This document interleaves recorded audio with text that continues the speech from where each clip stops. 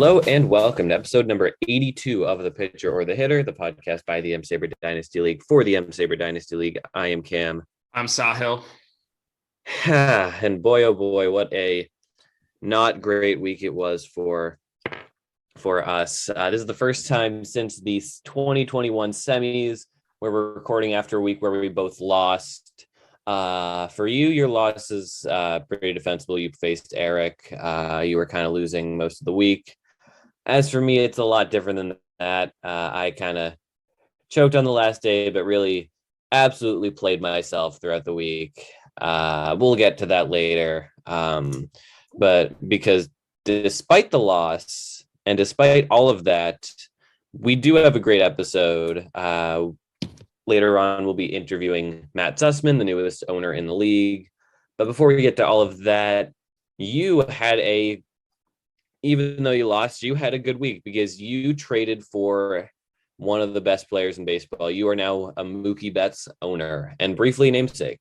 Yes. The Mookie Betts name did not quite work out. I've now lost weeks as Giovanni is a Wonderland and as Mookie Betts, but technically he's big league Yellow champs. I've had some ties and some wins, but not a loss this year. So I thought, let's go back to the big league Yellow champ name. But let's dive into the trade. That's a way more interesting thing. I traded George Springer, Austin Meadows, Jack Flaherty, and Cedane Rafaela to EBO for Mookie Betts, my 2023 second, which keeps bouncing back between me and EBO. It's really fun. And Daniel and at the time, Greg's 2024 third.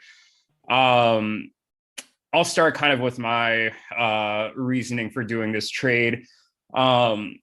One of the things I feel like I've been missing this year with my offense, especially in the home run and RBI totals, is just kind of like that really big star player that I can rely on. That player last year was Tatis, but Tatis has been hurt all year. It was Christian Yelich the first couple of years, but he hasn't quite been the same player. So EVO's put Betts kind of on the block a couple of times. There was an episode a couple of weeks ago that Cam and I recorded where I almost announced a Mookie Betts trade live on air, but Zane backed out at the last moment. And finally, things kind of came back together here. The original deal that we had discussed a few weeks ago was Castellanos and Austin Meadows for Betts and a conditional pick, which actually would have conveyed to me and been a first round pick, which would have been a lot better deal for me. But I like this one too. George Springer is having a fantastic year, as he always seems to do, but he is going to be 33. And he does have a pretty lengthy injury history. I think he only played about half the season last year. And with the, what's the surface they have in Toronto? It's like it's not quite AstroTurf, but it's something. Yeah. Whatever the turf is there is not fun to run on for players. So while I think he's still going to be good for a little while longer, I figured I'd get off of him now while his value is at his highest. Austin Meadows, I really like. I gave up a haul to get him a couple years ago. I really thought he was going to be the next big thing. He hasn't quite panned out. Doesn't have a home run this year. I was worried about the vertigo issues, and I thought now would be a good time to move off of him as well. Jack Flaherty is a guy I've really liked for a while, but he is on the 60-day IL right now with a shoulder issue. He is working his way back, but he wasn't as sharp last year. And I was all right moving off of him, given some of the rotation depth I thought I had. Rafael is a prospect that Sully really liked, who is really quickly rising up lists, but I was totally fine giving him up here to go and get Mookie Betts, who I think is a top 10 dynasty asset. He is just, he's a leadoff hitter in the best lineup in baseball. Former MVP. He's been playing like an MVP all year. I just really excited to have him. I've been trying to get Mookie Betts since Alex had him back in the 2020 season. So I'm excited to finally get him on my team. And nice to consolidate a little bit of value here. So what were your thoughts on this trade, Cam? I'm curious to hear what you think. I mean, I think it's ridiculous that you own Mookie Betts now. Obviously, one of the top 10 or so players in baseball, maybe even top 5. I think, yeah, Springer's having a better year than I thought, but overall, I mean, you got Mookie Betts without giving up any top pieces. Flaherty is someone who's kind of I've been down on the past year or so. Same goes for Meadows. Rafaela is kind of a pop-up prospect. We'll see what he turns into. He's someone 2 months ago I hadn't even heard his name. But yeah, other than that, I mean, yeah, Springer's the big piece there going back. And I know he's been hitting well since being traded. But overall, I'm just kind of mad that you own Mookie Betts now. That's really nothing more to say. As disappointing as the loss was to Erik this week, it was a lot of fun watching Mookie Betts in my lineup, and especially seeing him in the lineup with Freeman and Muncy. And since Muncy's been back, he's been batting cleanup, and having the Dodgers 1, 2, and 4 hitters has just been a ton of fun. But I made a couple other deals this week that I'd like to talk about as well, unless you have anything more to say about bets. No, let's do it. Do you want to talk Tyler Anderson? Yeah, let's talk Tyler Anderson first. The one deal I made in the Mookie Betts era, I traded my 2023 second and Ruthvik's 2025 second, which I got in another trade earlier this week that we'll talk about a little later, to the Crone Zone. I got Tyler Anderson. I sent a 3rd round pick your way, and you and Andrew swap players to be named later. I started on the last one. You're part of this trade as well. So why don't you give your thoughts first this time? Yeah, so basically what happened, Andrew was shopping Tyler Anderson around. Tyler Anderson's been pitching really well this year, kind of a breakout season for the former Rocky. I was definitely interested, just seeing that his numbers look fairly sustainable. I know not long term, considering he's 32, but at least as a Rocky or as a Dodgers turnaround, someone that they've unlocked something in, I kind of tend to buy to some extent that he can keep this up. So I was interested. I got in on the bidding. I soon found out that you were in on the bidding. And then I kind of made it my goal to not let you get him. I kind of gave increasingly higher bids so that, knowing that you were kind of down some starting pitchers due to injury and due to trading away Flaherty, I wanted to make it my mission to not let you get Tyler Anderson. So I kind of increased my bid. You would very quickly counter. With Andrew, I was kind of hearing back and forth what each other's offers were. Eventually, I decided, you know what, we're getting to a point where I'd have to give up Jay Allen in this deal or something more than I'm comfortable giving. I reach out to you and say, hey, I'll give you, if you give me a 3rd, I'll back off. And you agreed. So we were talking about this in the Slack 2018, back when we all, myself included, were frankly had sticks up our butt. Would have called this collusion. We would have kind of, I don't know. We took the league. Not that we don't take it seriously, but we were less silly with it than we are now, and we took ourselves more seriously as owners. If that makes sense. Does that make sense? Yeah, I think that makes sense. I think we were trying to figure out how the league was going to operate. We're all very competitive people, and I think we were just wanted to do the best for our teams, and sometimes we didn't quite understand more logical limits that we could maybe put on this, so we can still have fun, but also not just kind of be asses about everything and argue about everything like all the time. So. Yeah, I am so glad we don't charge someone for picking up someone who's on someone's minor league team anymore. Yeah, I what I will say is I'm not going to forget the fact that I had to give up an extra 3rd round pick here to go get Tyler Anderson for me. Trust me when I say that will not be forgotten. But what I will no, absolutely. I was coming to my point where I basically stole a 3rd from you for the privilege of not outbidding you, because I knew I could outbid you if I wanted, but I was kind of realizing I didn't want to anymore. And I wanted to extract some value. I took a third from you, and we made it a 3-team deal. Me and Andrew just kind of, what we do with our players to be named later. We like having a few just for fun, just to make some deals more fun, just to maybe trade Tyler Zuber and JB Bukauskas back and forth a few times, or like with our Jake McGee deal, to make a otherwise normal deal look ridiculous. But on the whole, I think I was able to bid a little bit and come out with something. Whereas you got a pitcher you wanted, and Andrew got some picks he wanted. Overall, I think we all came out winners.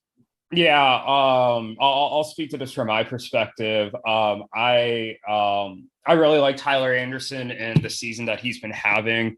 You alluded to he's made some changes with the Dodgers. One of the things he's done is he has changed the grip of his changeup. So his changeup has been a lot more effective, and that's really helped drive some of the changes to his whole profile. The pitch mix has been effective. It's been working really well for him. The ERA and the is right in line with a lot of the other indicators like FIP, xERA, all that. He has one of the lowest walk rates in baseball. He's given up mostly soft contact. He's top 10% in the league in exit velocity for a pitcher. So, and the Dodgers are having a lot of pitcher injuries right now. So I think he's going to get a lot of run in the rotation. He's going to pitch deep in the games. And quite frankly, even with like Andrew Heaney coming back, and I know Clayton Kershaw just came back, I don't think he's leaving the rotation anytime soon. So I've tried different approaches to acquiring starting pitchers. I tried the buy low with Charlie Morton, and I'm still reasonably confident in that. But thought maybe it'd be good to get somebody who's performing a bit better as well. And I thought this worked out. I thought Andrew did a great job taking a player that he picked up a couple weeks ago and turning it into a couple second-round picks. Tyler Anderson's not the future for him. Draft picks could be. He's still kind of like teetering and like close to finishing a rebuild, but still kind of in it. So it made sense for him to acquire the picks. And we've obviously talked about your role in the trade, and I'm not going to belabor that point. But what I will say, what I thought was interesting was, so part of my reason for being a little more aggressive in making the trade was it was the day that Brandon Woodruff, they announced that he had the Raynaud syndrome. I think I'm pronouncing that right. And Marcus Stroman. The Raynaud syndrome? Yeah, it's basically the thing where... The syndrome when your game gets rained out? Rained out. You know what? now that I hear how I pronounce it, that's pretty much how I pronounce it. But yes, yes, it does. Stroman certainly had that because he was supposed to start on Wednesday. He got rained out, and apparently in his bullpen session, he hurt his shoulder, and he landed on the IL on Friday. So I thought, let me go get Tyler Anderson. I was a little more aggressive. But what was interesting to me is like a day or two later, Walker Buehler landed on the IL with what looks like a pretty big shoulder injury. I think 6 to 8 weeks at least he's going to be out. And I'm sure they're going to have to ramp him up with a throw-in program and everything. And you and I talked about this a bit off air, but had that Walker Buehler news come down a day or two earlier, I think you might have Tyler Anderson right now. I might, yeah. No, I definitely could have pushed harder to trade for Tyler Anderson had I known that a little earlier. The thing about Buehler being hurt, and that really does suck. Buehler being hurt. He's pitched kind of poorly his last 3 starts, so maybe he's been hurt for a little while. He's been showing symptoms. He just didn't go on the IL until now. But either way, it coincided with Kershaw coming back. So I don't know how much more I could have done really in terms of, I don't know, acquiring someone. But yeah, no, it's definitely possible things could have been different. Yeah, no, I wouldn't have been surprised if things were different, if for no other reason that, in addition to losing a starter to injury, you also wanted to keep him away from me. I Oh definitely could yeah. have seen that. Yeah, you're right. Bueller has not been as sharp this season, but obviously still a very good pitcher and a big loss to your rotation. But we've talked a lot about this 3-team deal. I did mention that there's one other deal I made before we jump into some trades that other teams have made. I traded Graham Ashcraft to Erik for Ruthvik and Nick's 2025 second and Erik's 2024 third, which I sent to EBO as the last pick I owed them from a deal we made a few months ago with draft picks. I wasn't really sold on Ashcraft. The K rate's low. I get that he's getting a lot of soft contact, but I don't think he's much more than a streaming option. Erik and I initially discussed Graham Ashcraft for Ryan Helsley. He didn't want to do that after thinking about it. And I was like, well, would you trade picks for him? And this is kind of the end result. Ashcraft didn't look so good today against the Cardinals. So I'm feeling very good about this. And even with the pitching injuries that I suffered this week, I wasn't really anticipating Ashcraft kind of factoring in as any sort of long-term answer. It cost me slightly more to get Tyler Anderson, and I'd much rather have Tyler Anderson. So I personally think I made out well in this deal. Was there anything you had to add? Yeah, so I guess as a Reds fan, I'll talk about Ashcraft. Ashcraft has been pitching really well. He's a guy, he throws 99, but he does not strike anyone out. And that's really peculiar. He throws really hard, but gets a lot of soft contact. And I'm not sure why that is, especially considering today when he didn't pitch super well was because he was throwing more off speed than his fastball. So really, I don't fully know what to make of him. Yeah, he doesn't strike a lot of guys out. Maybe he's a soft contact guy, but a lot of the soft contact guys have been like Kyle Hendricks, where they don't throw very hard. So I'm hopeful for his sake that it's something that's sustainable. I'm a little skeptical as well about it, though. I hope he proves me wrong. Yeah, I feel like for every 10 of these kind of pop up-ish guys who come up to the majors and have a couple interesting starts who weren't top prospects, one or two of them pan out. So and the definition of panning out, doesn't usually mean elite East or anything. So I don't think there's a ton of upside I'm missing by making this trade, and it helped me get Tyler Anderson. So I think it's a very on point analysis about Graham Ashcraft. But you ready to move on to the other teams? Yeah, what other trades were made? Looks like there were two more ones. Yeah, let's start with the trade that Ruthvik and Anthony made. Deep C Devers traded Brandon Marsh, the Team Resnick, in exchange for Maddox Bruns. And I have to say, of these remaining two trades, this is the one I have the strongest opinion on. I don't know about you. Absolutely. I think Ruthvik got ripped off here. I don't know who Maddox Bruns is. Meanwhile, Brandon Marsh is he's playing well this year. Sure, maybe Ruthvik doesn't think he has a spot for him, but he's at least as of now successfully beaten Joe Adell for that outfield job. He's hitting maybe a little worse than I thought he was, but still fine. I think Anthony did a really good job, and this is the type of guy you should go after. Marsh is a good guy to gamble on, especially considering he didn't give up much. Yeah, I didn't like this deal for Ruthvik. I think part of it with Ruthvik was a high K rate for Marsh, and maybe somebody other under the hood stuff didn't look as great. But Marsh is a top 50 to 100 prospect. I think he broke into the top 30 or so. Yeah, he did. And this is his first full season in the majors. He's only 24. He was a 60 FB by Fangraphs. Fangraphs had him as their 11th ranked prospect before he debuted. And Bruns has a 7.52 walk per nine this year in 20 and a third innings. He's averaging 2 innings a game for the Dodgers. He hasn't had a stint in the minors. He's never averaged in the minors anything more than 2 innings. Ruthvik, when I talked to him about it, he's like, yeah, maybe he's like a bullpen piece. He could potentially be that elite closer, but I'm not trading a 24-year-old outfielder with a lot of upside for somebody I think could potentially be a closer down the road.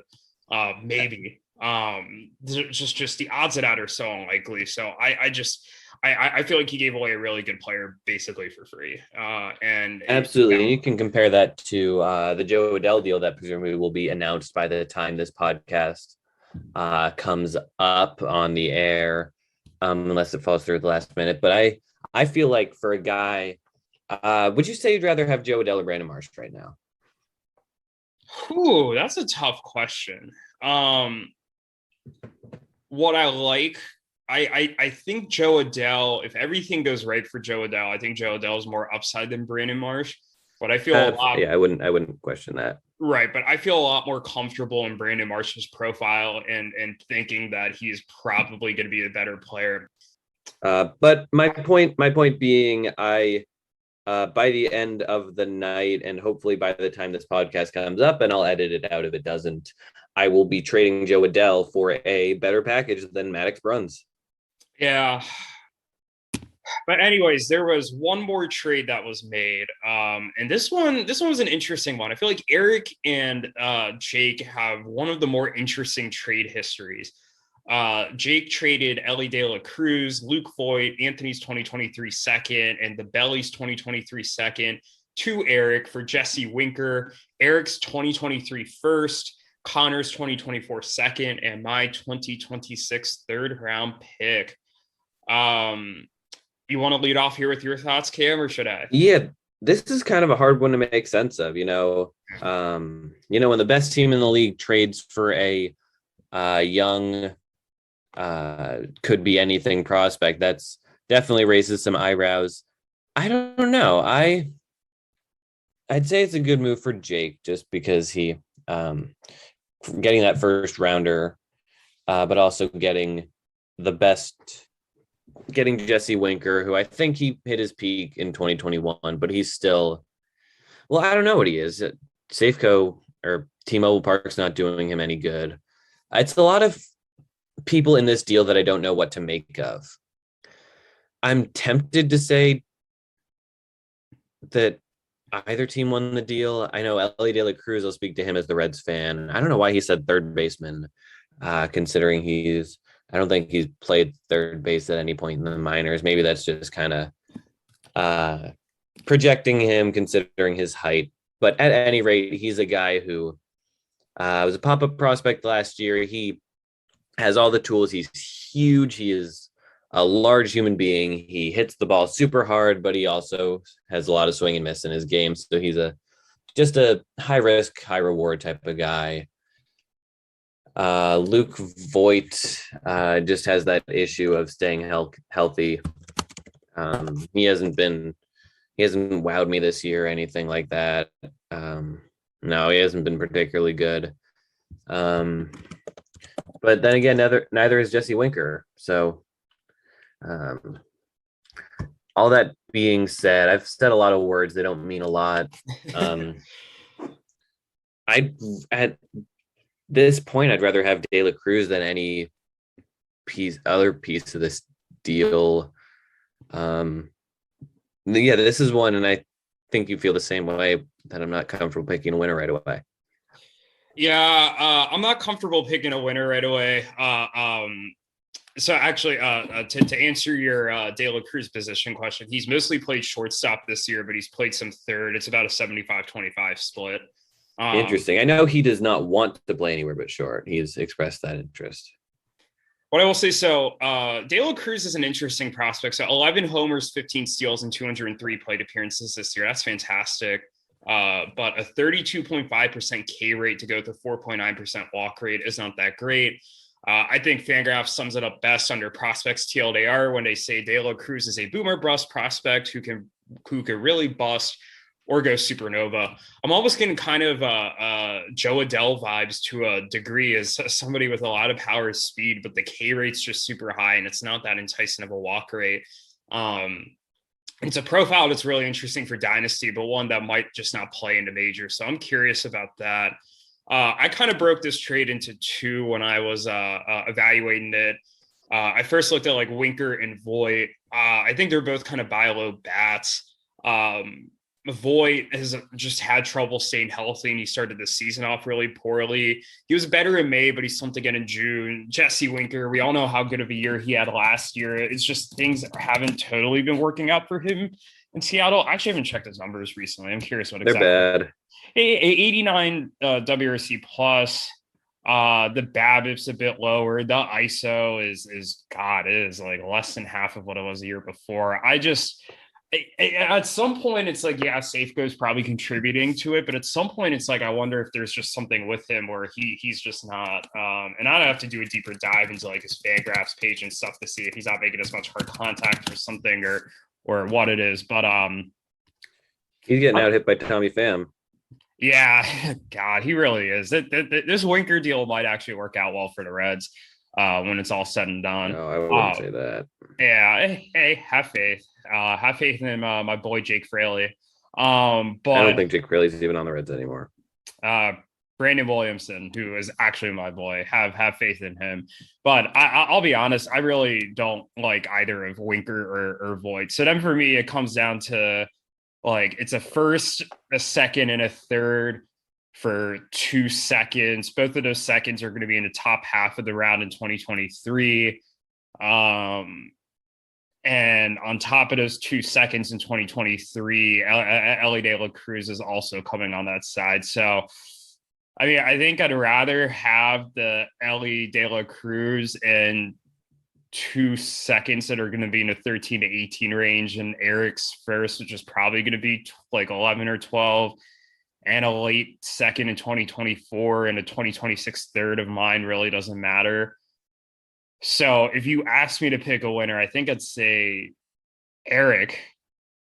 But again, it's one of those trades where I don't really like any of the players, and it's just like I don't think there's a clear answer because a lot of these players are just gambles or bounce backs, and it's hard to tell. But I also feel like Jake and Erik make a bunch of these trades where there's just like a bunch of picks being thrown around, a couple of players are like they're kind of interesting, but I don't really know. So I'm not really surprised if this is my analysis because every time they make a trade, I think I basically say some variation of the same thing.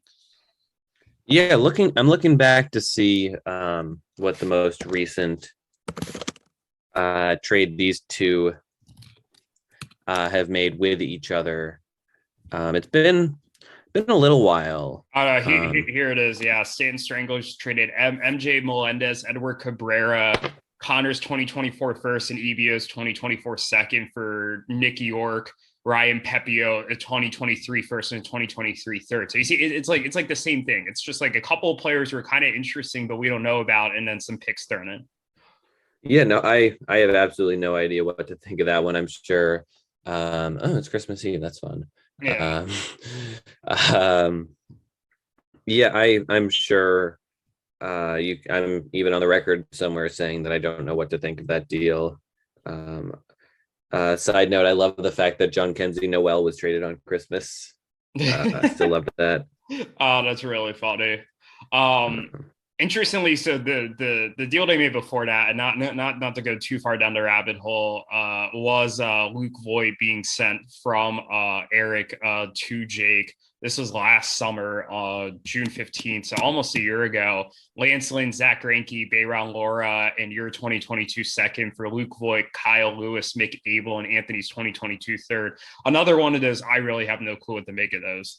A little more clarity now because it's been a year out, but I feel like Jake seems to make a ton of those.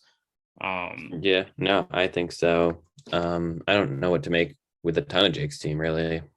Yeah, that one, I have to say, of all the teams in the league this year, he's definitely one of those. Him and Yuki, I have no clue what to make of either of those teams. But we will we'll talk about those teams after the break, right? Yeah. So what we're going to do before we get to our interview, let's give a little bit of backstory here. Matt Sussman was announced just the other day as the newest owner of the league, second owner to be announced during this 2022 season. He is taking over for Greg as as a member of the Flexin Bellis. We asked him if he plans on changing that name. But yeah, the Flexin Bellis now have their 6th owner in league history. They've had the Cohens, they've had Daniel, they've had Alex, they've had Greg, and now they have Matt. He is also the 3rd Matt in this league, following Matt Kickert and Matt Schneider, who briefly co-owned together, as a matter of fact. So Matt Schneider. Oh my god. Yeah, I completely I forgot it was Matt squared. He was also a Yankees fan, I'm pretty sure. Yeah, we had Cohen squared and Matt squared in the league at the same time, and none of them are in the league anymore. Well, we had 3 Maxes at one point. Yeah, Brill, Smith, and Bear. Yeah. And only one can in league history. But. Only one can. But yeah, no, we're definitely excited to have Matt in the league.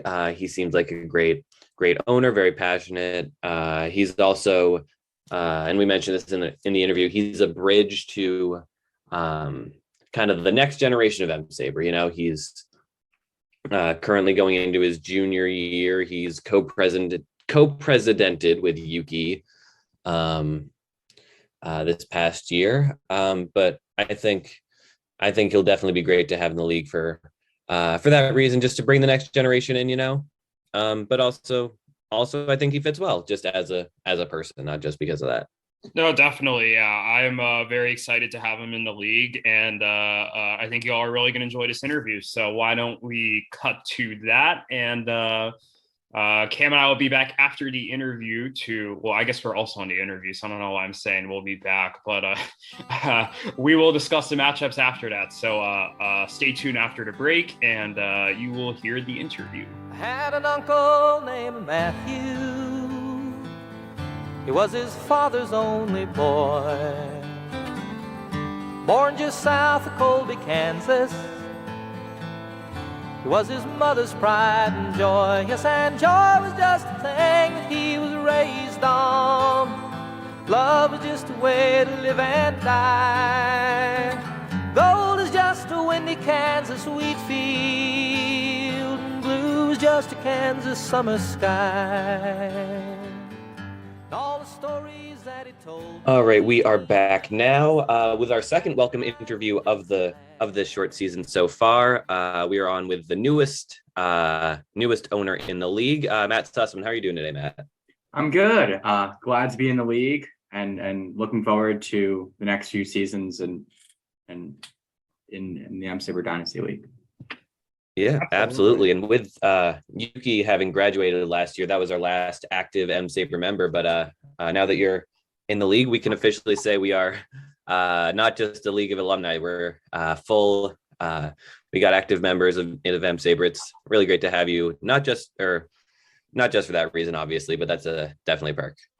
Yeah, definitely looking to try to integrate it into M-SABR. If there are ownership spots that needs to be filled, we'll definitely look to some current students to fill it and get it a little bit more integrated.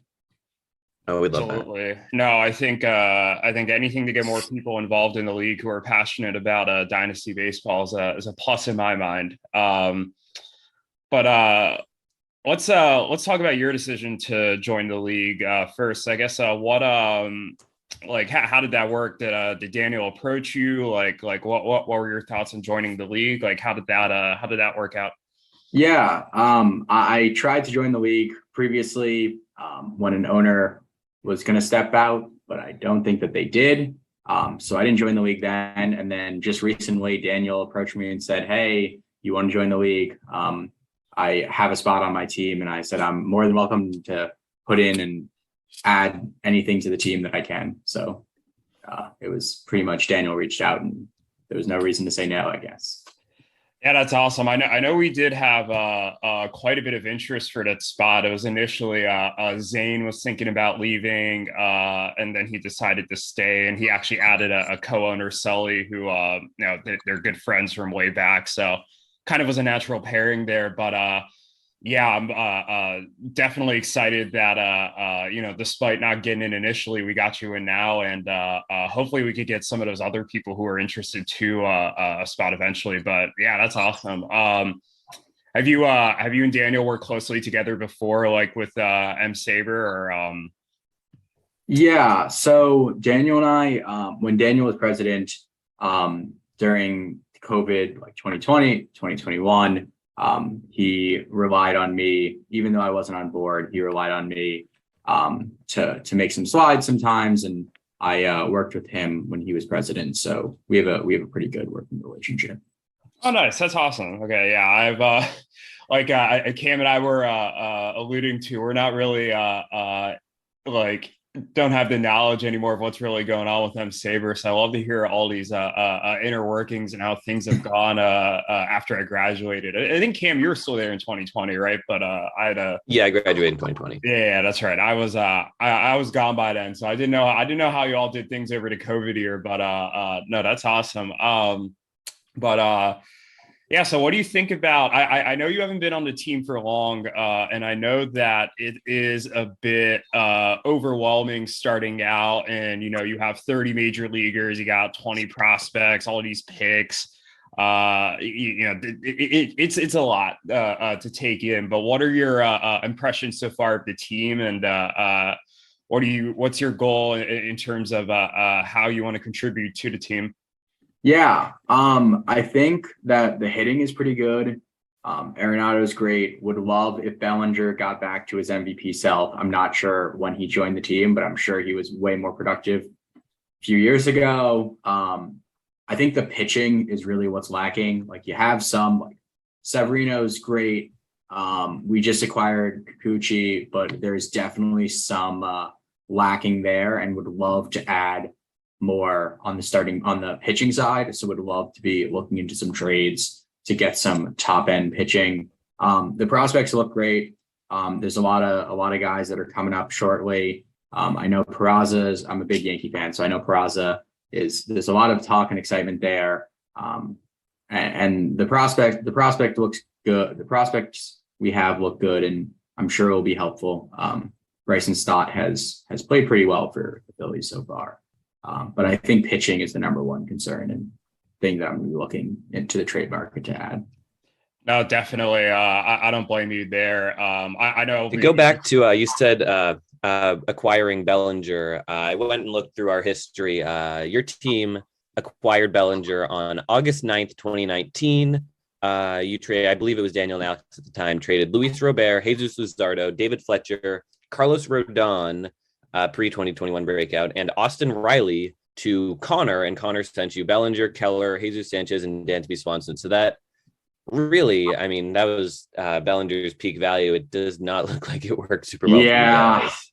Yeah, losing Riley and Rodon would definitely be a tough blow. And I know that this team haven't taken a ton of time to look into the other teams, but I would assume there are a lot of other teams that are better than us. And Daniel said that we got a lot of work to do. So yeah, it is a rebuild, but I will say we've had a few other owners come on now who took over rebuilding teams, and they have really some of them. I know Andrew took over a team. Conor essentially was handed a pretty shitty situation after the inaugural draft when we auto drafted for him and gave him oh boy, there's some fun names in there, but essentially we started out doing it straightforward for the first 6 or 7 rounds or so, and then we once it got later into the night decided that Conor's not here, and actually your team was the other team that was auto drafted. Yes. Both these teams weren't there. We decided to just give them whoever we didn't want. Like, we gave Conor Greg Bird in the 14th round. We gave your team, and some of them worked out, more for Conor than for your team. Let's see, we gave you Brady Aiken with your final pick. There's some gems here. Tyler O'Neill was a 32nd round pick. Tyler Glasnow was a 30th pick. Luis Robert in the 24th. So it wasn't all bad. You're right. Brady Aiken pretty bad. Hey, Luzardo's a 35th round pick for this team, but yeah, there was definitely some Hanley Ramirez in the 21st round. I don't even think he was good by the time 2018 rolled around. Yeah, we gave you a 33-year-old Tulo who's coming off of a 80 OPS plus season. Who barely played after that. Yeah. Oof. Man, we were mean. I don't know what compelled us to do that, but oh man. No, the other auto draft team is now kind of on the up and up. That's Andrew's team, so I'm sure you all will definitely be there soon. Connor's team was the other auto draft team. Oh, Connor's team. Oh, Andrew's team, the original drafters. We looked back not too long ago, and they did worse than the auto draft teams. Yes, that's why I got it confused. But Andrew's done a great job of turning around that team, and Connor's in the finals last year. So, no, definitely some hope there. And yeah, that Bellinger trade. Looking back at that is crazy because I think that we did a podcast episode where, after the first 300 trades made in league history, where we broke down the top 10 trades in league history, and that trade cracked that list. So that is a big, significant one. And yeah, hopefully Bellinger can bounce back a bit and make that trade look a bit better. But I know it'll be exciting to see. I'm sure you all make some trades over the next few weeks, and maybe lay the foundation for your next winning team. But yeah, Cam, what other questions did you have?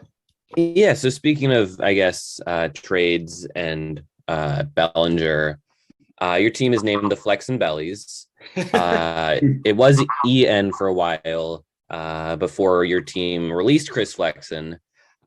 Your team's picture is still Chris Flexin. Do you have any plans of changing your name, or at the very least your team's picture, so it's no longer a player you don't have? And if so, any thoughts? I don't have any thoughts, but that would definitely be a decision that needs to make unilaterally between Daniel and I. Not sure if there are any plans. Wasn't trying to come in and rock the boat first week when I just joined the league, but maybe something to keep in mind for the near future. Yeah, trying to look through names, maybe I don't know, something Brandon Drury related. I don't know. I'm sure there's something there that's better than naming your team after Chris Flexin, or I guess having it named after him, then changing the spelling with him no longer being on the team.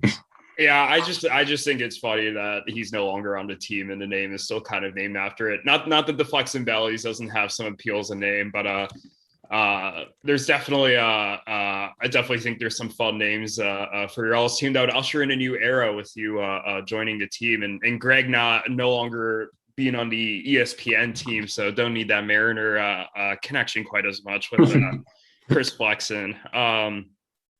Yeah, so we've been talking about, I guess, how there's a history with this league for sure. Is there? I can imagine it would be intimidating. Absolutely, it would be really scary for me if I was joining now. But I guess my question is, how aware as an M-SABR member before joining the league, how aware were you of the league? And I guess in the application process, what do you know about the league in general? So I definitely knew of the league. I think that as one of the more involved M-SABR members, and like someone who was good friends with Daniel and Greg and a lot of the older members in the club, I definitely knew about it and knew that it was super active, very competitive, and also a close-knit group of people. I know that the M-SABR of like 2018, 2019 definitely still keep in touch, and obviously like the Slack channel is super active. So honestly, something that I try to emulate in the new age of M-SABR is try to create a group that's just as close as you guys and some of the alumni are, but definitely wanted to join to get a sense of really how it actually works from an insider's perspective, and hopefully can use it and try to bring that into the new generation of M-SABR. Maybe we started a fantasy baseball league due to some complications with CBS and paywall and stuff. It kind of fell apart. So looking to maybe take as much out of this and see what I can do with the people that are still at Michigan.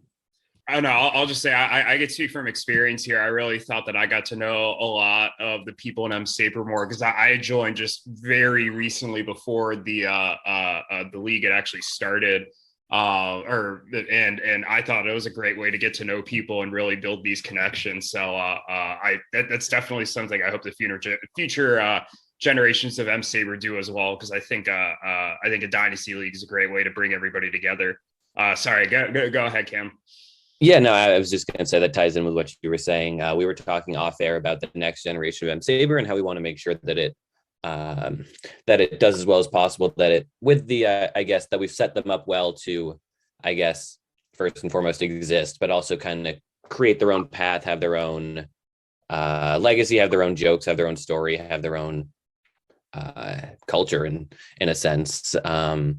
And yeah, if this is something either our league or even a new second to M-SABR Dynasty League with the newer generation, if you can kind of bridge the gap between that'd be awesome.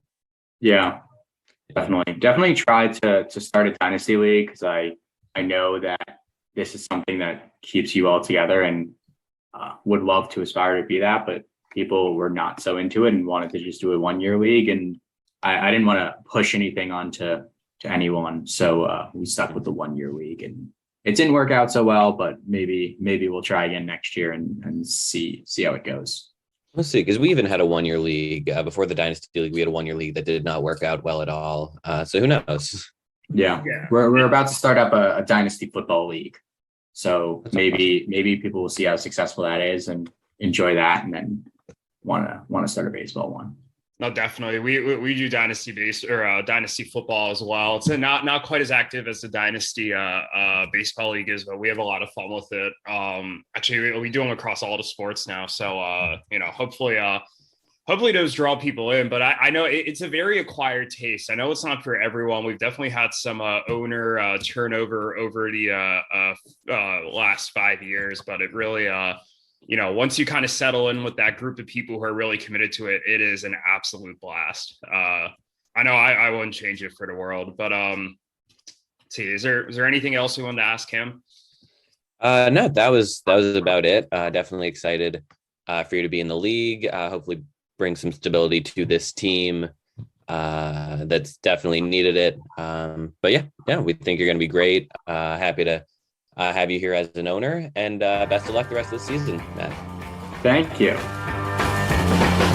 People try to put us to down, talking about my generation, just because we get around, talking about my generation, things they do look awful, talking about my generation, I hope I die before I get old, talking about my generation, just my generation, baby. All right, we are back now. Thanks again to Matt for taking part in that interview. Hopefully, hoping to have him back on many more times in the future. But yeah, is it time to, I guess, pull the Band-Aid off and talk about this week 9? Yeah, I got my happiness talking about Mookie Betts, and now I can talk about some sad matchups. But let's start with your matchup first, so I can continue to feel happy for a little while longer. This one was also, I think, the most exciting. Came down to the wire. You lost 6-5-1 in a matchup that you were leading for most of the week, I believe. Is that correct? Yeah, I was leading the entire week. I guess this is I just played myself. I really played myself. So early in the week, I kind of made the decision that, yeah, I'm not going to win quality starts. I'm not going to win strikeouts no matter what. I might as well bench some starting pitchers to, I guess, preserve my rates. So I benched Noah Syndergaard on some day, and I benched Tyler Mahle on some other day. Syndergaard, both of them pitch incredibly. They both pitch quality starts. I believe Syndergaard went 6 shutout. Malley went 6, 1 earned, but with like 11 Ks. Either way, I would have won both of those categories had I not sat them, and I would have still won quality starts and strikeouts. I just classic case of overthinking a matchup, trying to outsmart it, trying to overmanage, and it directly cost me the matchup. I was still leading going into the final day, but Jake flipped doubles. He had a couple, and then he got quality starts on the final day. I even streamed Ross Stripling on the final day to try and get a quality start. He pitched incredibly, 6 shutout innings, 1 hit. But that wasn't enough because Herman Marquez and Carlos Rodon somehow both got quality starts right when they needed to. I guess to sum it up,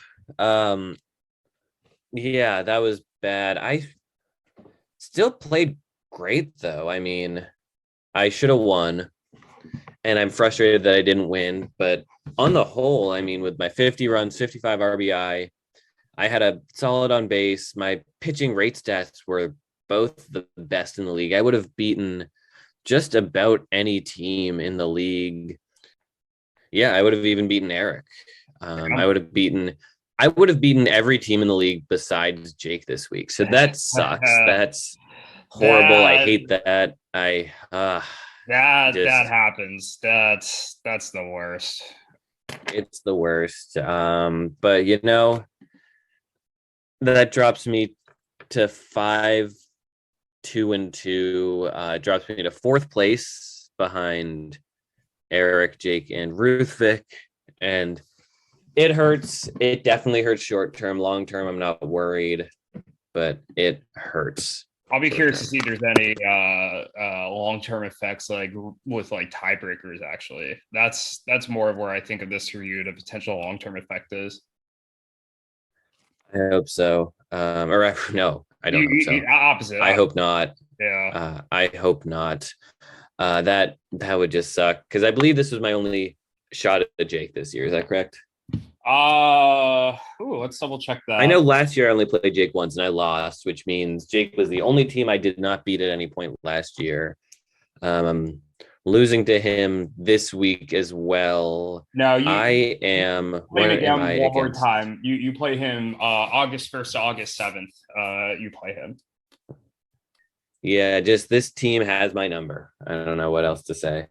Yeah, you and I have talked about this off air of like teams that like we play who just for whatever reason just annoy the crap out of us when we play them because they just like seem to just like do everything right, or they always just have a response for what we do. And Jake's team is one of those for both of us. I don't know how he does it, but Jake really rises to the occasion. Let me ask you this question. I'm curious what you think. You have not beaten a team this year that is projected to make the playoffs. Are you worried about that? God, I really thought I was going to change that too. But yeah, going 0-1-1 in my 2 matchups against Ruthvik and Jake these past 2 weeks. I don't know. On one hand, I feel like I should have beaten both of them. And losing to both of them not winning either matchup hurts me and hurts my case and hurts me in the tiebreakers, like you said. But on the other hand, I really should have. Oh, Andrew is offering up a correction that he would have beaten me. And let me double check. Oh my God. Andrew would have not only beaten me, he would have beaten me pretty handedly. He had a really good week. Yeah, he would have beaten me 8-3-1. God, Andrew had a great week. Yeah, I love that. We'll talk about him in a little bit. Yeah, I love that live correction on the air. Good for Andrew for calling you out. His offense did kind of went wild, as he has just pointed out in the chat. And yes, oh shit, you went off. Congrats is the appropriate response. That is a nice job by Cam. I'll speak about your matchup briefly and then kind of talk about you a little bit overall to answer the question that I had for you. I think this is just tough luck for you. Both of you played really well. One of you was going to lose unless you two tied, and you just happened to pull out the short straw. I think you're right. You overmanaged it, and honestly, I can't. I don't know what the defense you making those moves was. I mean, maybe you're like Syndergaard plays Boston. Boston's a tough lineup. You didn't really want to start him against him. It's not like he's been playing or he's been pitching decently, but nothing special. Tyler Mahle against Arizona, I think you could argue like, hey, like he just hasn't been that great on the season, but it was also a really good matchup. But what? So I know Syndergaard pitched Monday. What day did Mahle pitch? I want to say Thursday. Okay, because I have a hard time unless it's just like somebody who's like your worst pitcher on your roster, who you usually only exclusively use as a team streamer. Like I think I have a hard time defending not starting them on a Monday when you're still trying to figure out how things are going to go. And then I hate going into weeks just operating on the assumption that you are going to lose these categories unless you are just a team who explicitly punts those categories every week. So like, for example, I don't own any saves guys. So I know going into every week, I'm going to punt saves and that's okay. But I hate to go into that with like, especially like rate stats or like something like strikeouts where you still have a little bit of control over that. So definitely some questionable managing on your end. I'm sure you'll clean that up. It happens to the best of us. We all make some bad decisions, but I thought both of your teams played really well this week.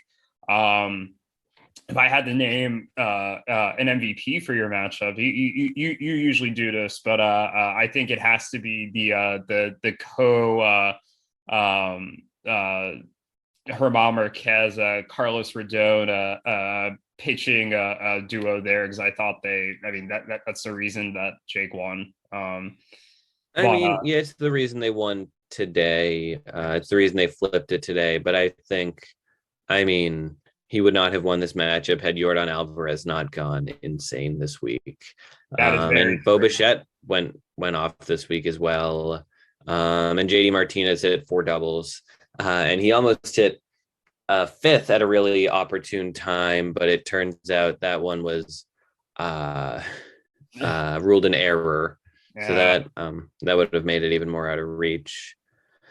Wait, no, I think they went back and scored it a double. I think that's what, unless he hit another one. No, I think he got another one later on. God, he hit another one? Not Yordan. I think Jake's team might have. No, JD Martinez has a double today. Did he? That one was always ruled a double. No, his double was ruled an error at first because Dylan Moore dropped a pop-up. Oh, I only saw it as a double. Unless they changed it at some point. That would. No, this is the one that I originally freaked out about it being a double, but they called it. Oh my God, I lost because of that. Oh, which, yeah, they had ruled it an error initially. Damn, that's the one that flipped it. Which there's a tiny part of me that thinks they might change it overnight, and I know that's foolish to think that, but it does happen from time to time. And there's a small part of me that's hopeful because it was a straight up drop pop up. There is precedent for that too. I mean, flipping a matchup this year, flipping a statement Jake victory. Yes, which this is a statement Jake victory as of right now. We'll see how that goes. We'll keep an eye out for that. At least we know this time for sure what the culprit is if it does indeed flip. But yeah, before we dig into the other matchups, just I guess to answer my question, you have only lost more than. Sorry, let me rephrase it. There's only been 1 week where you've won fewer than 5 categories, and that was against me week 4. I think you're fine. It is disappointing that you're not winning some of these close ones, and I think you're going to have to, if you're going to win the league, win some of these close matchups against good teams. I don't think there's reason to worry. Your team's been playing very well this year. Are we ready to move on to the next matchup? Yeah, we've talked about mine long enough. Do we want to talk about your loss? Yeah, let's get that over with. This is a weird one, and I could tell from the start of the week it was my offense was dominating Eric's. Erik made some strides to come back in some of the offensive categories, but I was dominating him offensively for the most part. He was dominating me on the pitching end. I had some bad pitching performances early in the week, and I knew that ERA and WHIP wasn't going to be in reach. He was able to get doubles. His team just went on a doubles tear the last couple of days. I think he had like 12 combined doubles. I had 3.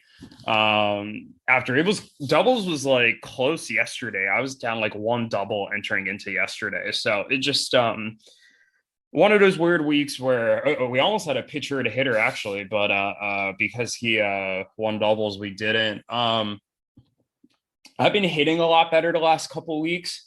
And I've seen the correlation with my guys coming back. Muncie's come off the IL, Correa's come off the IL. Some of my guys who were struggling have been for a good chunk of the season have been heating up, like Mancini, Nelson Cruz. So I'm feeling good about this offense. This pitching staff this week, though, just did not get it done. My top guys got it done for the most part. Nola, Fried, and Urias all had quality starts. They all pitched very well. Cole uncharacteristically struggled, but I'm not worried about him. But it is that rotation depth that I'm worried about. Some of those second-tier guys have either been hurt or not pitching well. It didn't help that I only had 1-star pitchers this week. I didn't have a single 2-star pitcher, which is dumb because next week I have like 5 of them. And I might actually have to bench somebody, but it's the way it goes sometimes. Erik played very well on the pitching end. Offensively, he wasn't like amazing in any one offensive category. I think the 44 ribbies was nice. Other than doubles, his 25 doubles was close to the record. 29 is a record that was recently set, I believe, last week. But this is just another example of Erik chugging along. He's the best team in the league this year, and he's playing like it. He's now 7-1-1. He holds the tiebreaker over me after sweeping me this year. And I don't see why he's not going to be the number 1 seed right now. And I think this loss pretty much guarantees that I'm not going to repeat as the number 1 seed. And that's pretty significant because I've been in the number 1 seed each of the last 3 years. So I think we're going to see changing of the guard there. The only other team to be a number 1 seed was Erik. Year 1 was the number 1 seed. So I'm curious to see if he comes back and does it, is the number 1 seed again. The one thing I will say, though, is that I wonder if there might be a little bit of a flip-flop because I now have the same winning percentage that Erik did through 9 weeks last year. So who knows? Maybe Erik will be the 1 seed and he'll fall to an upset in the first round or in the semis, and I'll come back and win the league and get hot in the second half. Who knows? But Erik's a really good team, and I picked him to win with that expectation. So yeah, no, I mean, it definitely goes without saying that you've been playing shorthanded all year with your best player being on the IL. You definitely out-hit Erik. I was not, with the exception of the doubles, I wasn't thrilled by his bats. I mean, 35 runs with a 325 on base, which is actually a little bit above his standard for the year. 35 runs with 25 doubles. That's weird. I feel like that feels like it shouldn't be possible. No, and especially because so he had 12 home runs, right? So those all score runs. That means that if you take out the runs that were scored from home runs, he had 23 runs that were scored from non-home runs with 25 doubles. That's insane. That's super weird. Yeah. I almost wonder, like, he's had some low OBP weeks, and I know last week we weren't like totally impressed with the offense. I know he's dealing with some injuries offensively. Wander being out doesn't help. I know he's a big boon to his OBP, but maybe that's something to watch out for. I'm curious why it hasn't worked out for him as well. I'm curious where he is actually in the roto for OBP. I haven't checked that in a while. I know that a lot of teams are having uncharacteristically low OBPs this year, but I'm curious. Yeah, and this won't include today's games yet. But yeah, no, absolutely. He's 10th. 10th. God. He's a 313. The only two teams with lower OVPs than him are Andrew and Anthony. I think he might jump up a little bit because he had a good OVP day today, and the two teams ahead of him had a .001 OVP and .0011 ahead of him. But 313 is really low. I mean, to put that into context, Ruthvik's leading the league with the 343, so 30 points higher than Erik. But despite that, Erik is not leading. He's second in homers and he's leading in ribbies, second in doubles, fourth in runs, and middle of the pack in steals. So he's still hitting well overall, but that's definitely interesting to see. Yeah, no, for sure. But back to the matchup. Last thing I want to say before moving on is his pitchers really did pitch great. I'll give matchup MVP to Hunter Green, who seems like he's maybe unlocked something here. Two terrific starts this week. Only one of them was technically a quality start, but he only allowed 1 run, 12 innings, 15 strikeouts, with only 2 walks. So his issue has really been putting the ball in the middle of the plate too much, giving up too much of the plate, allowing guys to make good contact on that. A lot of mistake pitches, essentially, but he has not done that his past couple of starts, and he really carried Erik's team. I mean, those strikeout numbers were the difference. Yeah, Hunter Green's been good. I'm a little more skeptical of him overall, but yeah, he had a fantastic week for Erik. He really, I think, kicked things off in terms of set the tone for how Erik's pitching staff performed this week. And yeah, good for Hunter Green. Always exciting to see a good young player start to pop off a bit. But let me ask you this question. So I've had kind of a tougher first half of the schedule. Obviously, I've now played Erik twice. I played you. I've played Conor. Of the teams who are in the bottom kind of fourth of the league, I've only played them a combined 1 time. I do have to play them 4 times over the next 11 weeks. You think my team's going to get better as the season goes, or do you have legitimate concerns? I think you're fine. I mean, you've had a tough schedule. I'm not worried. I'm still not worried. You've only lost twice. I don't know what you're worried about. And your best player's been out this whole time. You're fine. You got nothing to worry about. Interesting. Yeah, interesting to see the other perspective, the outsider perspective on that. I mean, yeah, it's gonna be really tough for you to get a bye, but that's fine. A bye doesn't guarantee anything, as we saw last year with the finals being the 2 teams who didn't have a bye. So yeah, absolutely. I think that's very fair. Speaking of teams getting buys, Ruthvik, after his win over to Bellis, would be in line for the 2nd seed if the playoffs started today. But I'll be honest, you got really unlucky with who you played and losing because of that. Ruthvik got really lucky with who he played and winning because of that. Great OBP this week, 389, but only 29 RBIs despite 14 home runs, 44 runs, like pretty average number. 378 ERA was kind of meh, and with a 135 whip too. It just like it wasn't a strong week overall. He had some decent performances in some individual categories, but it almost felt like he got just kind of lucky with who he was playing. Yeah, I think you're not wrong. I think, and maybe it's just me being biased, but I think I've had the absolute worst luck with opponents, matchup luck, that is. But Ruthvik's, he's been playing well, but he got lucky. He would have lost to a lot of teams this week. And he was really in danger of losing to this Flexin Bellis team. He only drove in 29 runs. The pitching numbers weren't super exciting, weren't super thrilling. Sure, he got the 4 saves and 4 holds, but he had a 3.78 ERA. Meanwhile, the Bellies lost with a 3.82 on base percentage. That's something they've always been good at, getting on base. But other than that, not great. Kind of a standard week for them. They only hit 7 homers, though.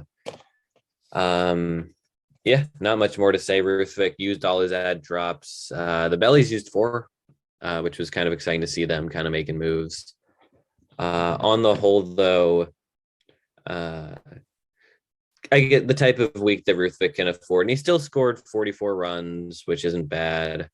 19 doubles is solid as well. I'll give his matchup MVP to one of his hitters, since that's kind of what carried him and got him the win. I think it's hard to give it to someone besides Acuna with his 440 on base, scored 6 times, hit 3 homers. Kind of a lot of boomer bust guys on this team. Like Devers played well again. Ian Happ played well when he got in the lineup. He even stole that base he needed. just 5 days too late. Really, I said boomer bust, but there wasn't even really anyone who played badly. Besides, I guess, Ryan Mountcastle, you could say, but even he had 3 doubles. No, I think it was just like everybody was like just mediocre for him this week, like for the most part, and it just like nobody watched like a 3.78 ERA is not like a bad ERA, but you look at that in conjunction with the 135 WHIP, and you're like, yeah, like this team's just kind of meh this week on the pitching side. And you look at like the hitting stats, like yeah, the OBP was nice, but he didn't really do much else with it, so you're kind of like meh, it just mediocre. But let me ask you this, because if you look at Ruthvik is very much the opposite of you in the sense that he's won 4 of his last 5, 5 of his last 6 now. The one that he didn't win was a tie to you, but in that stretch, he beat EBO, he beat Yuki, who's been playing very well, he beat Erik, he beat Jake, and the tie to you. Are you getting kind of vibes that he's like this year's Conor? I think I trust his team more than I trusted Conor's last year. I certainly think he's not playing poorly. He's maybe gotten a little bit lucky. Maybe he should be in the 4-5 spot instead of the 2nd spot, but I wouldn't call him this year's Conor. I think he's playing better than that. That's fair. Well, he actually plays Conor next week, so he will that might determine some things. He has an interesting schedule coming up, actually. He plays Conor, then he plays me, then he plays you, then he goes and plays Anthony, but then he plays Erik and Yuki right after that. So that's a tough 6-week stretch. He has a tough, really middle of the schedule here. That's brutal. I'll be curious to see how he comes out of that. But yeah, let's I'm not going to say much more about the Bellies because we talked about them a bit in the interview, but anything else we want to talk about? If not, I think since we were talking about Conor, I feel like he might be the logical next matchup to talk about. Yeah, this was the other upset of the week. Andrew, we alluded to this earlier, just played out of his mind on offense this week. Beating Conor, Andrew improves to 4-4-1. Conor drops to 5-3-1, where he's still tied with you. But let's talk Andrew's offense. 62 RBI, 53 runs, 24 doubles, 7 steals, 357 on base. All of those numbers are just outstanding. The pitching was fine. It got the job done. He only won 1 pitching category, that was saves. He tied quality starts. But yeah, Conor didn't even play badly. He scored 50 times and pitched solidly. It was just Andrew came in and made his case that he is not yet out of it. Yeah, a little bit of a tough luck week for Conor. And this is really interesting now because Andrew is only a game back of me and Conor.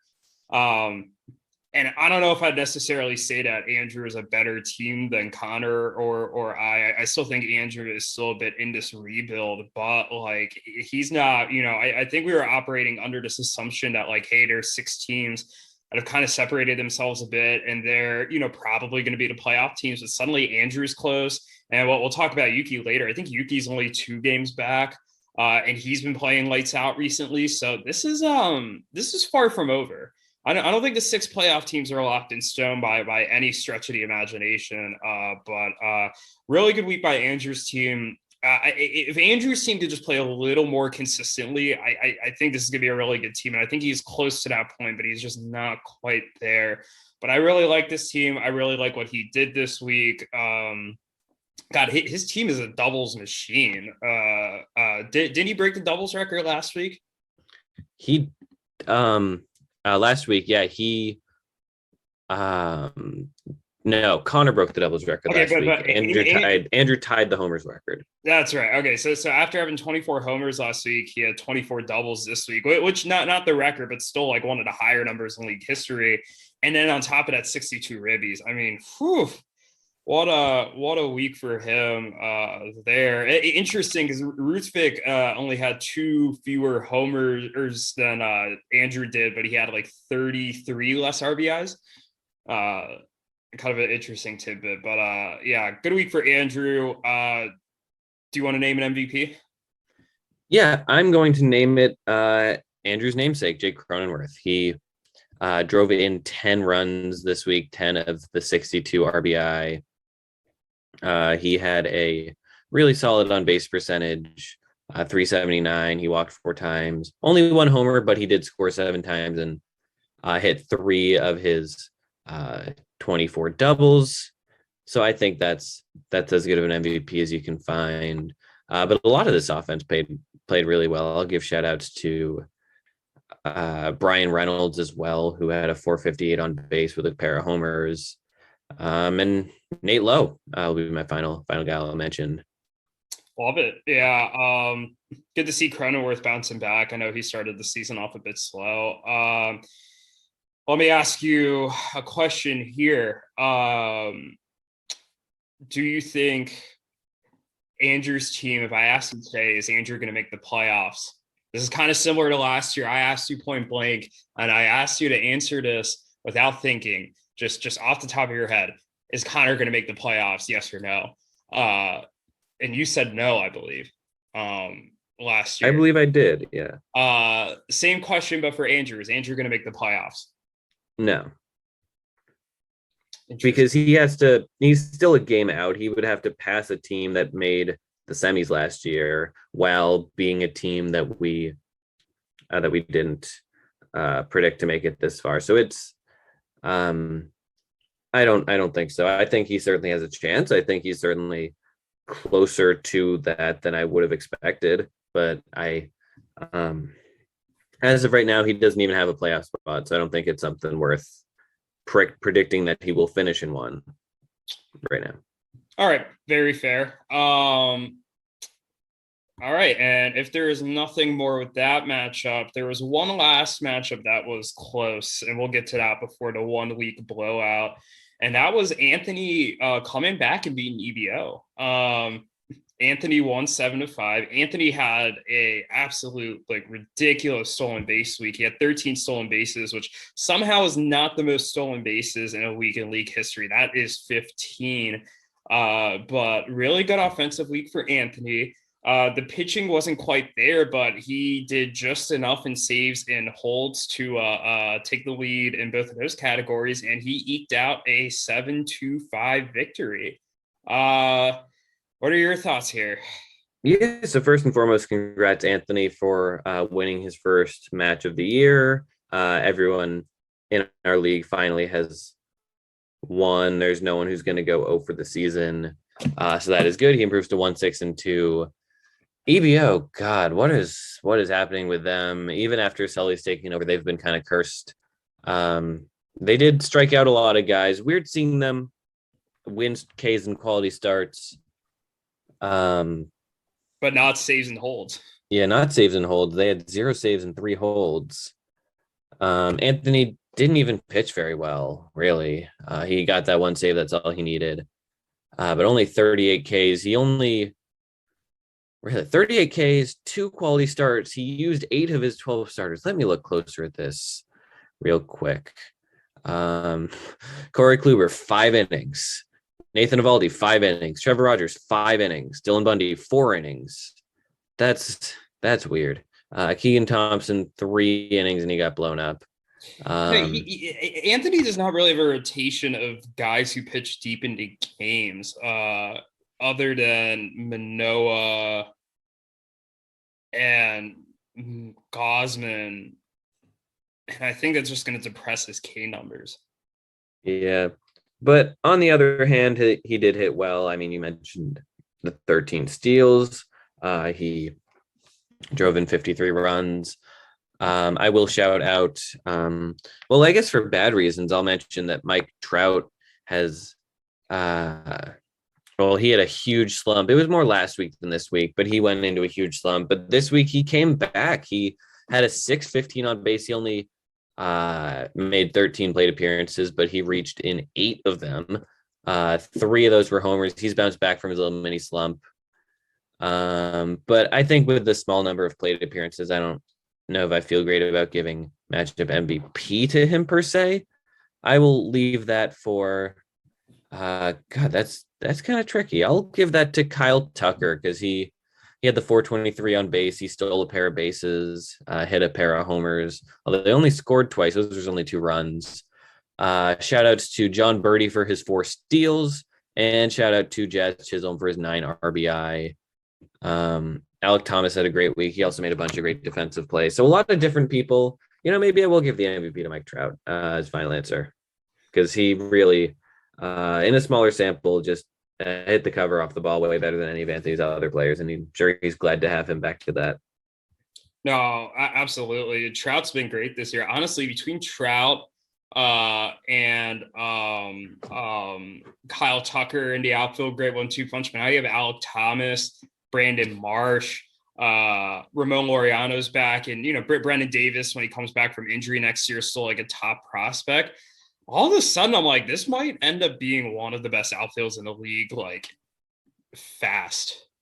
And a young one too, like other than Trout, and even Trout's not like super old or anything, but like and other than like McCutchen, who by the way had a terrific week, and he's stolen 5 bases this year. Did you know that? Yeah, he had a 2 stolen base day the other day, just like out of the blue. I was like, speaking of that, other players who stole bases this week include Nelson Cruz and Pete Alonso. So just like a weird stolen base week for some of these guys. Isn't it weird? I think with the power down, like I've seen, somebody's stolen base numbers have been a little up, I feel like. And I don't get it. Yeah, it's exciting. It's been a big stolen base year, I feel like. It has, yeah. It hasn't just been the usual suspects too. It's been a couple of guys there have been a couple like big guys, but there's been like Harrison Bader's come out of nowhere to be a really good steals guy. I mean, he was always a really big steals guy. He's just become a really, really big steals guy. Do you know how many stolen bases Julio Rodriguez has on the year? 12? 17. Yeah, I learned that today at lunch with Alex. I was like, Julio Rodriguez might be like a first round redraft player next year. I was like, well, let me pull up these numbers, and I was like, yeah, I see why. With the steals, but great week by Anthony's offense. Nice to see him finally pull out a win.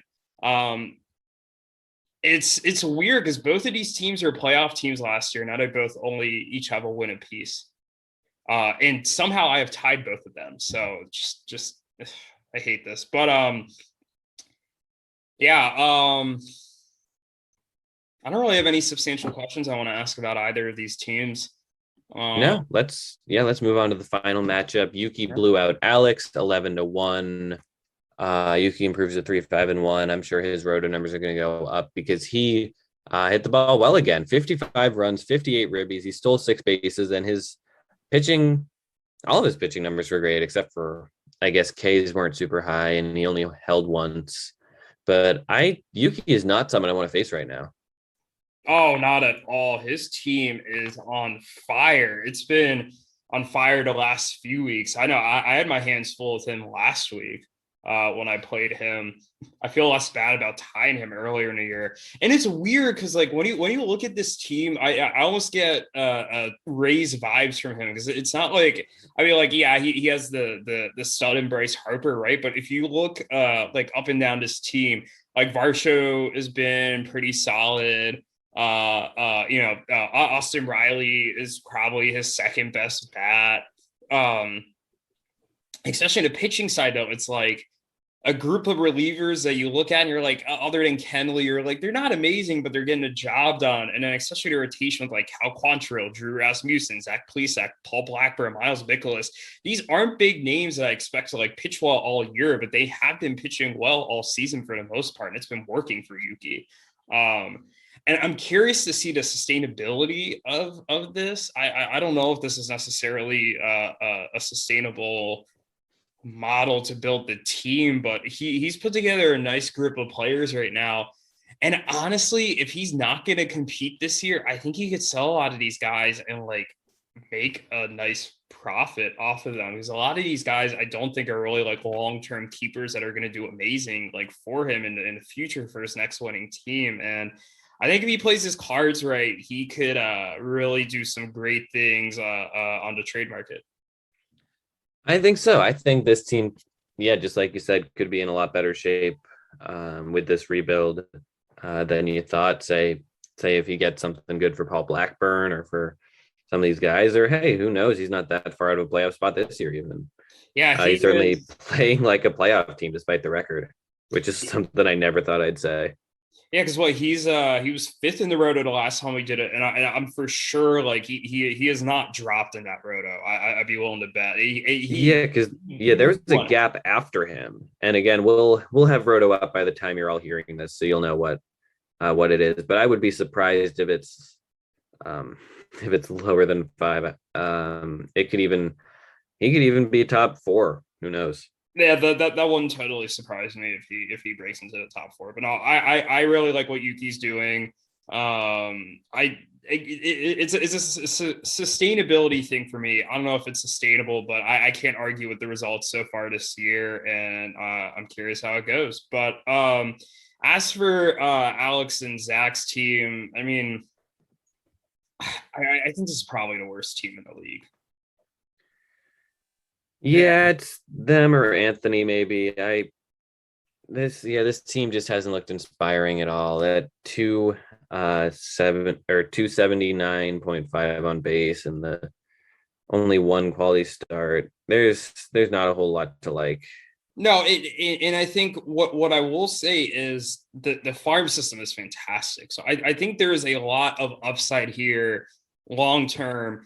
I thought it might manifest itself a little more this year, and it has to some degree with like Julio Rodriguez, but a lot of the guys I thought could maybe take a next step have just like either not been healthy or they came up to their first stint and just didn't perform as well, i.e. like a Josh Lowe, a CJ Abrams, and then injury wise, like Luis Patino and Jesus Luzardo. So maybe this team is going to take a little longer than I expected, because I was hyping them up in the off season, but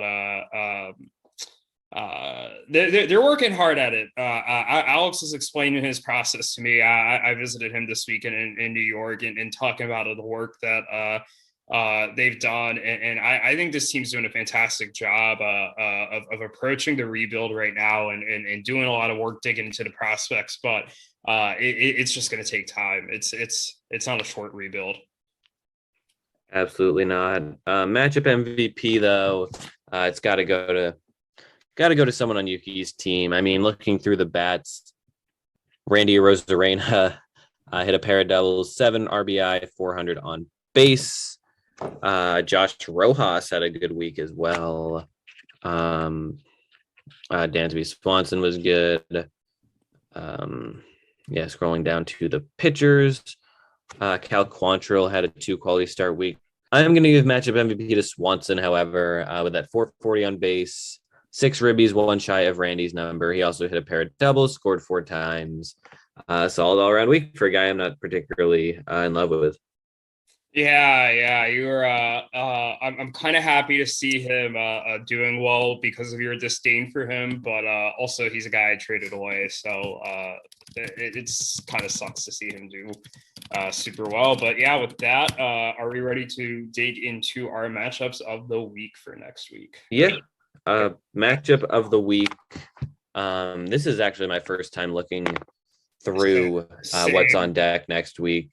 There's two that interest me, but I'll go with the one that's the only one between two playoff teams, and that's Ruthvik and Nick playing Conor. I mean, I just asked if Ruthvik is this year's Conor. I think there's reasons why they probably aren't exactly like each other, but I think this is a compelling matchup here. Ruthvik's team's been running hot recently. Conor's coming off a really good week where he just kind of had a tough luck loss, but I'll be curious to see how it goes. And I think also a shout out to Jake v. Andrew. I think this is going to be a nice litmus test for Andrew to see where his team is at. And also both of these teams are coming off a really good week. So we'll see. I don't think it's a foregone conclusion that Jake wins just because he has a better record or anything. I think this is going to be a close one. Yeah, for sure. And I guess the last one I wanted to briefly say something about EBO versus the Bellies. These are the two teams that have changed an owner this year that are maybe hopefully going to be a little more active than they were at the start of the year, but they've still dug themselves deep holes in the standings. Maybe this could be two teams towards the tip top of the lottery odds. I think this will be one that really could go in either direction. I wouldn't have expected EBO to struggle with Anthony so much, but yeah, I guess, yeah, those are all interesting matchups. Yeah, absolutely. Do we want to start talking about the pick'em? Yeah, how did we both do last week? Yeah, so let's go through this. You and I both correctly picked that Yuki would win and that Ruthvik and Nick would win. We both incorrectly predicted that EBO would win. Anthony actually won. You predicted that Andrew would win. I predicted that Conor would win. You were right about that, but I predicted that Jake would win. I remember you were surprised about that last week, and you picked yourself to win, and I was right. You picked me and Erik to tie. I picked Erik to win. I didn't have any faith in myself. And for the first time in league history, I have picked against myself and was correct in picking against myself. The only other time I picked against myself was when I played you, but I ended up winning that week in a week where you picked me to win. So I was 4-2 on the week. You were 3-2-1. That puts me at 30, 13, and 11. This puts you at 28, 11, and 15. When you convert the ties, that puts me at 35, 18, and 1.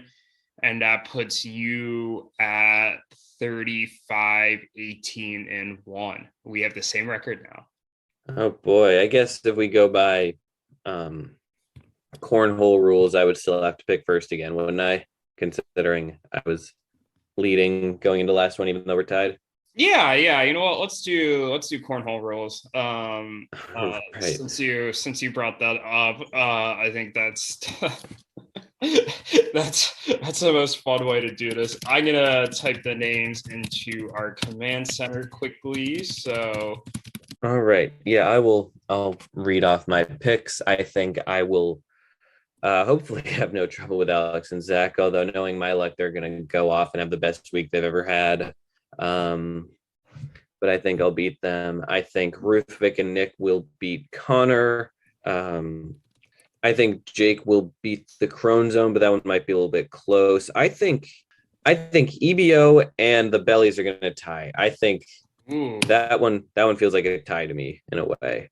I don't know why. I think maybe just because EBO likes to tie, but also I don't know. I think maybe the Bellies' first full week with the new owner. might make some changes. And I think EBO's frustrating season is going to continue. I think you and Erik will both win, although I don't see any chance of Anthony beating you. I do think there's a way that Yuki beats Erik. I think that's a possibility. I'm not going to pick it, but I think that is out there. Yuki's been playing incredibly lately. Yuki, let me calculate this really quickly here. Yuki would have beaten Erik last week. Yeah. Yeah, so it's not unheard of that he would beat him this week. I'll still pick Erik, but I'm just kind of putting that out there. Yeah, that's interesting. Some solid picks. I'll make mine. I think I'll beat Anthony. Anthony did tie me to last time. Anthony's traded away a couple pieces since then, and I think my team's a little healthier than it was the last time we played. So I think I'll pull it off. I think that you will beat Alex and Zach. I don't think it's going to be particularly close.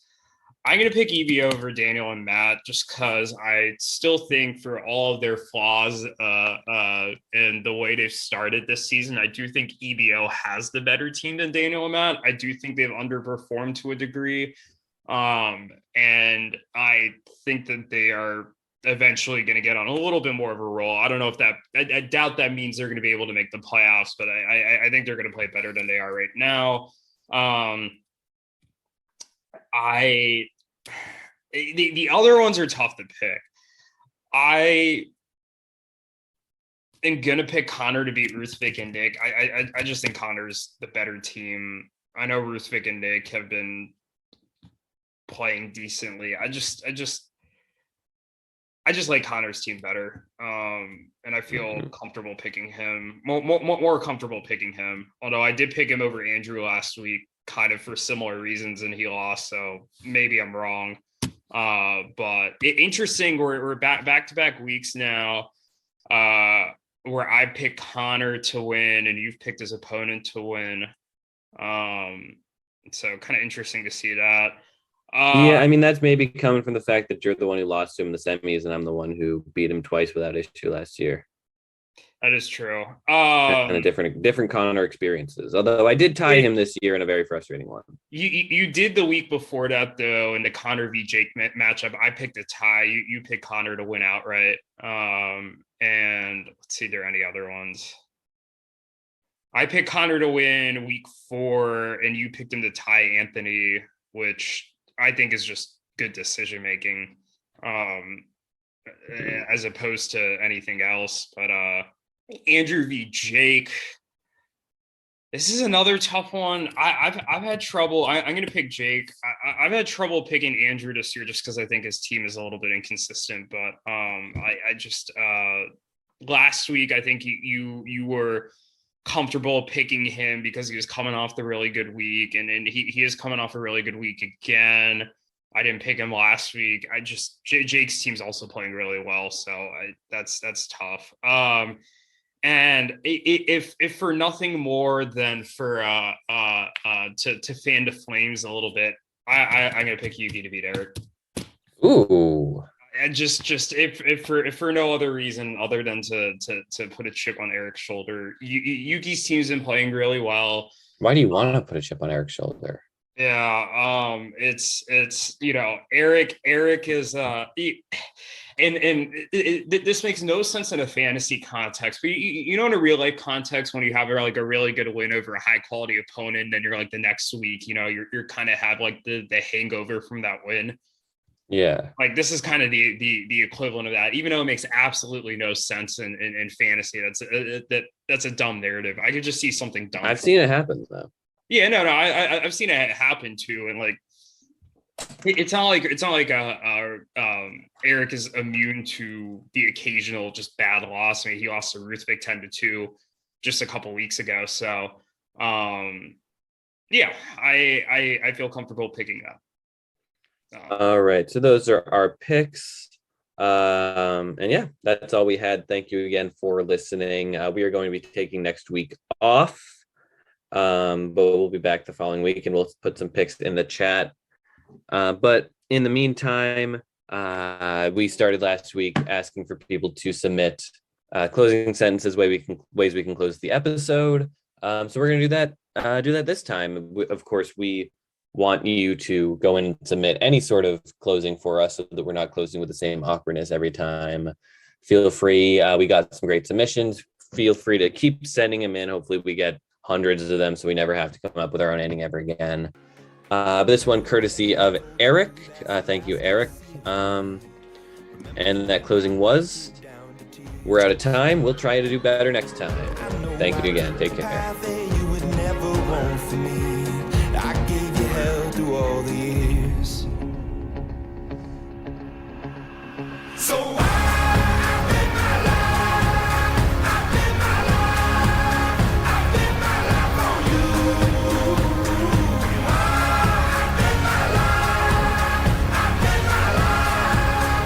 bet my life on you.